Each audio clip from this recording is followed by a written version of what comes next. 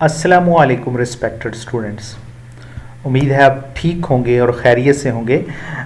Today we will discuss a new topic which is related to the acidic strength. Acidic basically acid strength depend upon its ability to donate protons. Proton हम किसे कहते हैं? अगर H पे positive charge हो तो हम इसको प्रोटॉन कहते हैं। अगर वो molecules have a tendency to donate its proton, we can call this molecules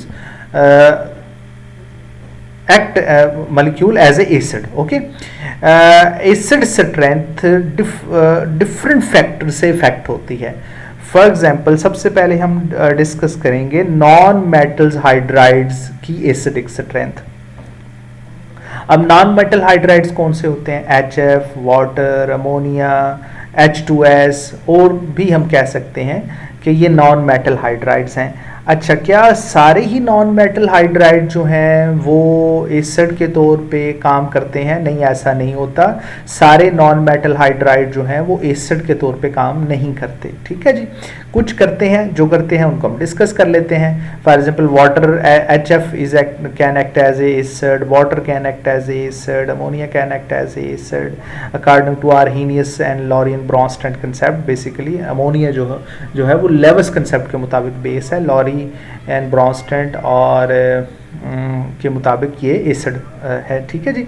अच्छा जी, इलेक्ट्रोनेगेटिविटी मेन फैक्टर होता है कि इलेक्ट्रोनेगेटिविटी की वजह से एसिडिक स्ट्रेंथ डिक्रीज हो सकती है या इंक्रीज हो सकती है। वी नो दैट पूरी पीरियोडिक टेबल में fluorine is most electronegative element. ठीक है, after the fluorine is oxygen, after the oxygen is nitrogen.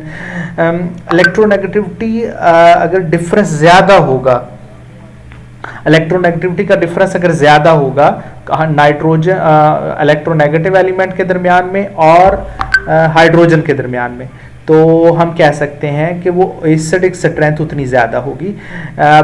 Fluorine और हाइड्रोजन, ऑक्सीजन और हाइड्रोजन और नाइट्रोजन और हाइड्रोजन के दरमियान इलेक्ट्रोनेगेटिविटी का डिफरेंस अगर फाइंड आउट करें तो सबसे ज़्यादा डिफरेंस HF का होगा, फिर वाटर का होगा, फिर ammonia. It's mean HF is stronger acid as compare to water, water is stronger acid than as compare to ammonia.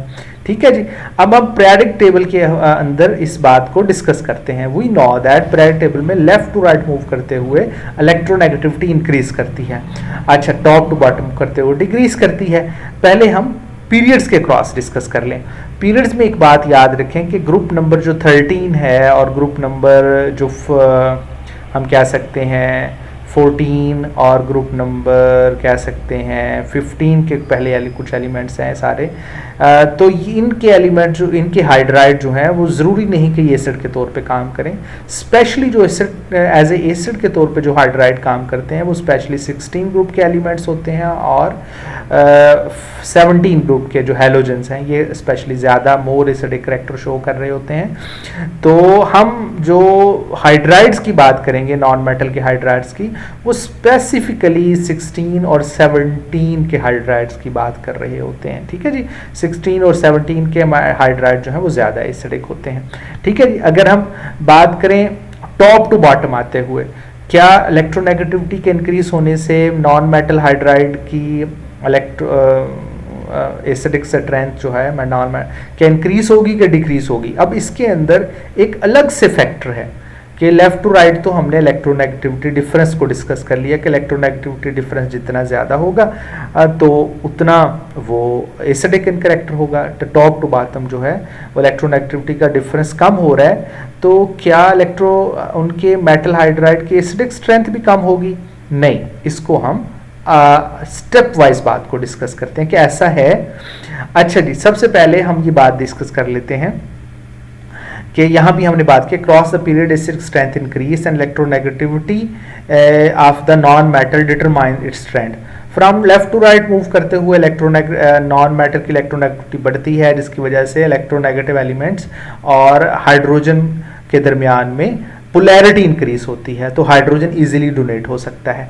अच्छा, ये भी बात है कि हाइड्राइड जो है ग्रुप 13 और 15 के do not behave as acid, but जो है वो 16 और 17 के एसिड के तौर पे काम करते हैं। ठीक है जी, आपको समझ आ गई होगी बात की इंशाल्लाह।